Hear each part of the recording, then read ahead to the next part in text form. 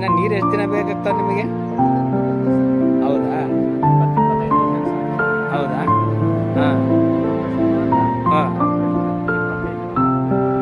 ಹೌದಾ ಹಾಂ. ಮತ್ತೆ ಇನ್ನು ಆ ಕಡೆಗೆ ಅವೆಲ್ಲ ಬಂದಿರೋಲ್ಲ ಅವು?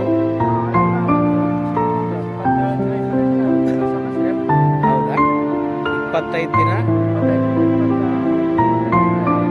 ಹೌದಾ ಎಲ್ಲ ಕಣ್ಣು ಎಲ್ಲ ಕಂಪ್ಲೀಟ್ ಆಗಿ ಒಂದು ತಿಂಗಳು? ಹಾಂ ಹೌದಾ. ಆಮೇಲೆ ನಿಮ್ಗೆ ನೀರು ಕೊಡ್ತಾ ಬೇಕಾಗಿಲ್ಲ? ಆಯಿತಾ ಹಾಂ ಹಾಂ.